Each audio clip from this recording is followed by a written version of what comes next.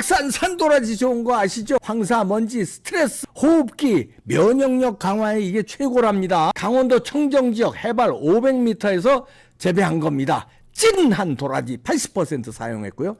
이봉규 TV 구독자님들께 특별 할인입니다. 전화하십시오. 최고입니다. 최고예요.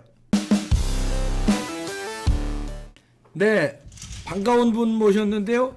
저희 이봉규 TV에는 처음 모십니다. 네. 함운경 선생 모셨습니다. 어서 오십시오. 예, 안녕하세요. 함운경입니다. 지금은 민주화운동 동지회 회장으로 네. 계시면서 뭐 또 유명하기는 뭐 횟집인가요? 생선집인가요? 그것도 예, 횟집으로 유명해졌습니다. 예, 제가 그 오염수 문제 나왔을 때, 예, 일본 후쿠시마 오염 처리수 문제가 사실은 반일 감정을 조장하기 위해서 일으킨 거지 과학적인 이야기는 아니고 전부 괴담에 불과하다. 이런 걸 이제 국민의힘 뭐 의원들 모임에 가서 강연해가지고. 그렇죠.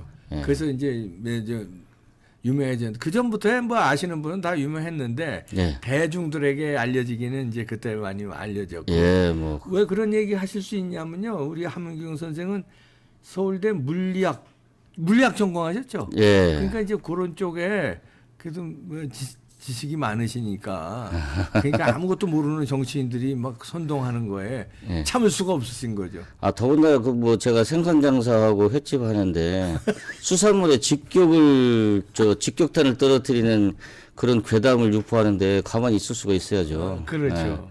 그 지금 6개월 지났는데 뭐 후쿠시마 얘기 나오나요? 쏙 들어갔어요. 하나도 없습니다. 그렇게 난리치더니. 제가 그때도 그랬거든요. 6개월만 지나면 이 소동은 다 사라진다. 이게 정치적 목적 때문에 일어난 거지. 무슨 증거가 있어가지고 무슨 방사능이 계속 검출된다든지 이런 사안이면 모르겠지만 6개월 지나면 싹 없어진다고 했어요. 아 진짜 거짓말처럼 없어졌어요. 예.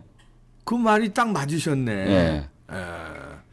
우리 함경 선생은 또 그 과거에 예. 지금 뭐 586이라고 하는 예. 그런 그 운동권들 하고도 예. 뭐 같이 뭐 그런 세칭 민주화 운동 그 세대죠? 예, 맞습니다. 예. 제가 그 80 학번을 보면 이제 82학번이고 정치권에 현재 지금 있는 사람들은 뭐 82학번에서 거명을 하면 김민석, 그렇지. 안민석, 그다음에 저 신정훈, 이원욱 뭐 이런 사람들이 저 82학번들입니다. 그때 이제 같이들 많이 활동하고 이랬는데. 예, 예.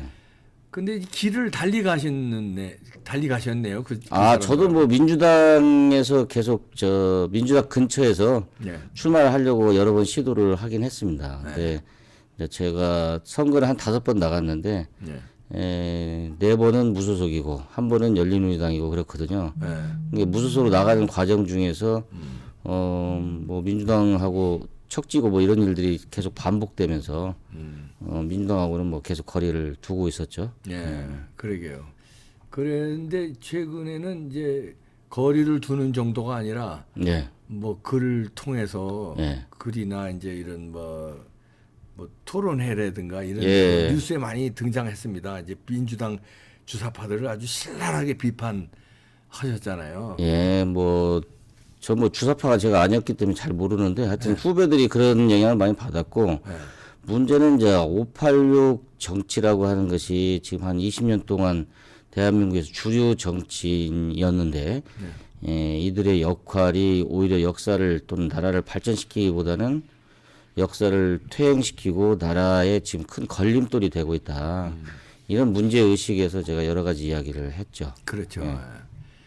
근데 이 586에 이 사람들의 그 사고방식이랄까 가치관, 세계관이 뭐가 가장 잘못된 겁니까? 왜 이렇게 됐죠?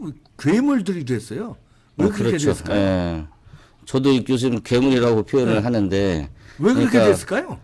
뭐 민주, 인권 이런 이야기들이 과거에 자신들이 지향하는 바라고 했는데 그것과는 정면으로 배치되는 일들을 꺼리낌 없이 하고 있고 그거에 대해서 뭐 잘못된 것이 드러나더라도 사과조차 없는 거짓말로 또 조작으로 넘어가고 이런 게 지금 대한민국의 큰 문제다.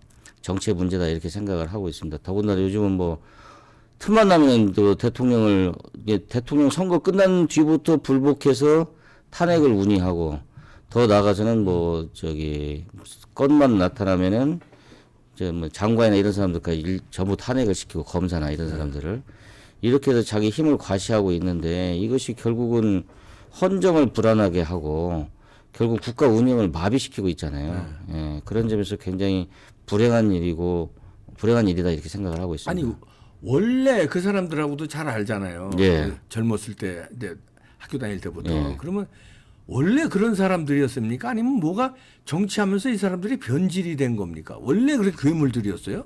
학생 때부터? 그러니까 뭐 그렇게는 저는 안 보는데 하여튼 변질이 많이 됐다고 생각을 합니다. 왜 변질이 됐을까요? 그 참 뭐라고 진단하기는 참 어려울 것 같은데 변질이 되더라고 그렇게.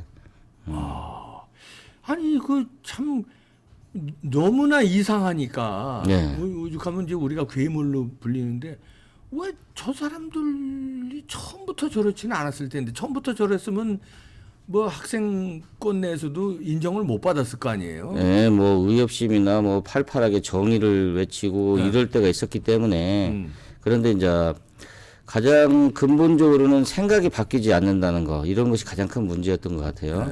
그러니까 저희가 이제 그런 것을 청산하기 위해서 민주화 운동이라고 하는 것이 우리가 시대적으로 건국과 산업화와 민주화라는 과정을 거쳤다라고 하는데 그 민주화라고 하는 과정을 586들이 독점하는 것은 잘못됐다.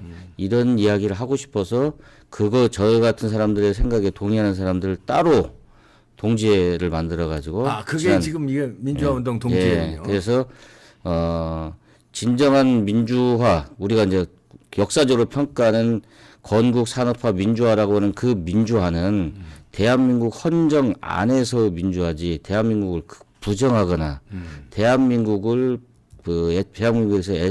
애착심이 없는 그런 상태의 민주화라고 하는 것은 사실상 민주화가 아니다. 그렇죠. 예, 그런 얘기를 하고 싶어서 이 동지회를 만든 거거든요. 그런 점에서 보면은 이제 사실상 80년대 후반 90년대에 들어와서 통일운동이나 이런 걸 적극적으로 한 사람들은 어떻게 보면 민주주의하고는 사실 거리가 멀어요.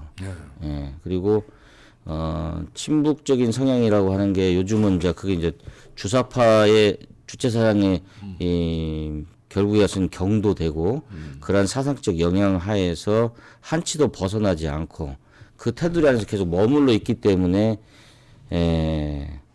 바뀐 거고 과거에 보면은 586들의 초기 멤버들이나 또 70년대 선배들 이런 선배들은 주체사상을 접하지도 않았잖아요. 근데 그 영향에 굴복하더라고요. 예. 그래서 결국은 뭐 과거에 그렇지 않았던 사람들조차도 뭐 통일 문제나 북한 문제에 대해서는 굉장히 온정적으로 대한다든지 그리고 자기 진영에 파묻혀 가지고 자기 진영의 허물이나 이런 것은 덮어버리고 상대방은 악마화해서 공격하는 일에 몰두하게 된 일들이 벌어지게 되더라 이겁니다. 그러니까 그 현상은 단지 주체사상의 영향을 받았던 90년대 학번들뿐만이 아니고 위 세대들까지 다 영향을 미치는 거죠. 그렇죠. 그래서 이제 요즘에 586의 몰락이 이제 보여요. 저들이 이제 자초한 꼴이죠. 그렇죠. 괴물스럽게 한 게 이제 처음에는 국민들이 몰랐다가 너무 그러다가 이제 법적으로도 이렇게 막 이제 송영길 같은 경우 그렇죠. 돈 봉투 받아서 그런 난리가 났는데도 뭐 자기가 당당하게 막 탄압이라고 이렇게 막 우기고 뭐 이재명은 주사파는 아니었습니다만은 이재명 측근에 있는 사람들이 막 이재명을 옹호하는 모습 보고 그러니까 야 저거 586이 이제 몰락으로 가는데 586의 몰락과 함께 새롭게 뭐 영라이트 이런 게 움직임이 있습니다. 이게 한동훈 같은 새로운 보수가 586은 밀어냈다 이렇게 현상을 그거는 어떻게 해석합니까? 아니 앞으로 그런 게 필요한 거죠. 이게 사실상 586들은 자신들의 주도적인 능력을 발휘하지 못했습니다. 그 무슨 얘기냐면 하나는 비겁한 거고요. 두 번째는 무능해서 그렇습니다. 그렇죠. 무슨 얘기냐면은 지금 현재 좌파 파퓰리스트로 대표적인 사람이 이재명인데 네. 이재명은 좌파 파퓰리스트잖아요. 그렇죠. 무슨 학생 운동을 했거나 그렇지는 그것도 않은데 아닌데. 그렇지만 그 시대 민감하게 뭐 사람들에게 솔깃할 수 있는 것을 가지고 사실상 굉장히 위험한 일들을 벌이고 있는 거거든요. 네. 그래서 그런데 그것을 제재하거나 그 이재명을 대체하는 대체제로서 586 정치인들이 역할을 했느냐 못했다는 거죠. 그런 점에서 무능한 거고 이 좌파 파퓰리스트가 등장하는 것에 대해서 견제하거나 비판하거나 하는데 다 그 수하로 들어가서 목소리를 못 내고 있잖아요. 이런 점에서 비겁한 거고. 그렇죠. 예. 근데 이제 그러니까 비겁해서 결국은 몰락하게 됐다 이렇게.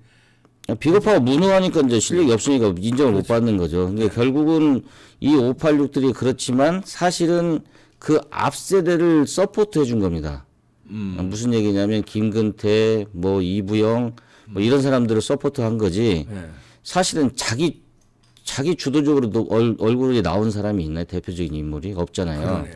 예, 그러니까 지금 뭐 한동훈으로 나타나는 70년대생들이 나타났다라고 하는 것은 사실상 저기 30대, 20, 30대의 젊은 사람들이 새로운 흐름으로 한동훈 같은 사람들을 밀고 가는 거겠죠, 이제. 앞장 예, 세워서. 예, 그런 점에서 586을 밀어내는데 예, 한동훈을 이용하는 거죠, 말이에요. 예, 그래서 이제 그 힘이 결국은 영 라이트가 되지 않겠는가 저는 이렇게 전망을 하고 있고요. 그건 뭐 긍정적인 우리 역사도 굉장히 긍정적이라고 보고 있습니다. 그러네요. 예. 그럼 앞으로 이제 586의 지금 마지막 마지막 파락이라고 그럴까요? 시대적으로 이제 뭐 상징적인 인물들이 감옥 가거나 예. 예를 들어서 송영길이라든지 예. 뭐 임종석이라든지 이제 역사의 뒤안길로 이제 물러나게 되나요? 아니면 네, 여기서 그래야 또 되겠죠, 조금 뭐. 더 가나요? 그러니까 이번 선거가 굉장히 중요하다고 보고 있습니다. 그래서 2024년도 선거가 결국은 이제 아까 역사적으로 보면 그냥 스마트한 우파라고 하는 세력이 등장할 수 있느냐 없느냐는 측면에서 볼 수도 있고요. 네. 그다음에 윤석열 정부가 이 대한민국 역사의 가장 최약체 정권이잖아요. 네. 뭐 집권하자부터 탄핵하자고 퇴진하라고 하는 이게 등장했고 그리고 원내에서 다수파가 아니기 때문에 아무것도 할 수 없는 정부라는 게 드러났잖아요. 그러니까 이게 생존해서 대한민국의 운명을 개척할 수 있느냐 없느냐 판가름하는 선거이기도 하고 그다음에 586 정치가 퇴장해서 지금 현재 민주당 좌파 파퓰리스트가 주도하고 있는 민주당이 몰락하느냐 몰락하지 않느냐 이게 이제 또 관건이 되는 그런 선거가 되겠죠. 이재명이 이제 사법 처리가 되면 네. 586이 와르르 다 무너질까요? 아니면 또 다른 누구를 내세울까요? 그러니까 이제 그렇게 되면은 일종의 진보의 재구성이 필요하다고 생각을 진보의 하는데, 재구성, 예, 그렇지만 저는 그런 것을 우리나라에서 보면은 사실상 이 대한민국을 서로 인정하고 대한민국에서 애착심을 가진 한에서 진보가 돼야 된다 이렇게 생각을 하는 겁니다. 예를 들면 우리가 6.25 한국 전쟁 있을 때 그때 영국의 노동당 영국 정부가 적극적으로 여기 참전을 하잖아요. 예. 자유수호를 참전하는데 그때 정부는 노동당 정부였어요. 네. 그러니까 맞습니다. 예. 예, 그 안에서 할 수 있는 공산주의에 맞고 싸울 수 있는 그런 색깔, 그런 성향의 정당이 되는 거지. 지금 현재 중국에게는 말도 못하고 그다음에 북한이 뭐 핵무기를 쏴도 괜찮다라고 생각하는 사람들이 이 당을 좌지우지하고 있고 또 민족주의라고 하는 한일 감정, 반일 감정을 부추기는데 앞장서는 그런 정당의 주도 세력들은 역사의 무대에서 사라져야만 이 대한민국이 앞으로 나갈 수 있다는 거죠. 그러네요. 그럼 이제 자연스럽게 민주당도 우리가 민주당이 몰락하면 안 되잖아요. 좌우 날개가 우리가 필요하듯이 예. 건전한 민주당 예. 이게 이제 이어져 나가야 될 텐데 예. 그러면 이재명이 몰락해도 다른 또 지금 대체제가 안 보여요. 자체제가 나올 수 그것까지 있다고 뭐 저희가 걱정할 일은 아닌 것 같고요. 그래요? 그걸 구성하겠다고 하는 사람들이 네. 시도해야 할 일이지. 아, 그다음에 어찌 됐든 간에 저기 뭐야 친중 종북 성향의 정당은 사실상 우리 대한민국의 정체 상황은 맞지 않잖아요. 그렇죠. 예. 그러니까 그 바운더리를 지키는 한도 내에서 뭐 사회경제적 정책에서 서로 차이점이 있으면 그건 정당으로 분화되는 게 맞다. 그렇죠. 예. 대한민국 정체성과 맞지 않는 저 정치 집단은 뭐 이제 소멸되는 거다. 근데 원래 그 다른 나라에서는 이게 지금 자유민주 국가에서는 그걸 힘으로 눌러가지고 없앨 수 있는 게 아니거든요. 네. 왜냐면은 예를 들어서 이석기가 저기 통합진보당 해가지고 해산되고 그랬지만은 그 이전에 이석기는 간첩과 같은 반국가 혐의로 사실상 구속됐다 나와가지고 국회의원이 된 거거든요. 네. 감옥 갔다 나와서 국회의원이 됐어요. 그 있을 수 없는 일을 네. 민주당이 시켜준 거 아닙니까? 국회의원 만들어. 어찌 됐건 대한민국은 그렇게 한 사람을 완전히 없애거나 그럴 수 있는 나라가 아니잖아요. 네. 예? 그러니까 다시 또 나오면 다시 또 활동하게 돼 있고 이게 무슨 얘기냐면 사상 이념적으로 이쪽에서 제압하지 않으면 네. 승리하지 않으면 이게 극복해내지 않으면 안 되는 문제가 우리 대한민국 안에서 항상 있다는 거죠. 그런 의미에서 이번 이제 내년 4월 총선이 예. 중요한 분기점이 되겠네요. 아 그렇죠. 예. 이제 우파 정체성을 가진 팀이 승리하지 않으면 예. 어려워진다. 예. 절체절명이네요. 예. 아니 우리 하민경 선생은 민주화 동지회 회장으로 이거 이제 이런 담론을 이끌기도 하지만 뭐 예. 최근에 책도 내셨나요? 아니 지금 책은 안 책을 내고 안 냈었어요? 예, 안 냈습니다. 그러면 어떤 활동하고 계시나요? 주로 이제 저는 기본적으로는 먹고 사는 일이 중요하기 때문에 제가 선거를 5번이나 나가서 떨어졌잖아요.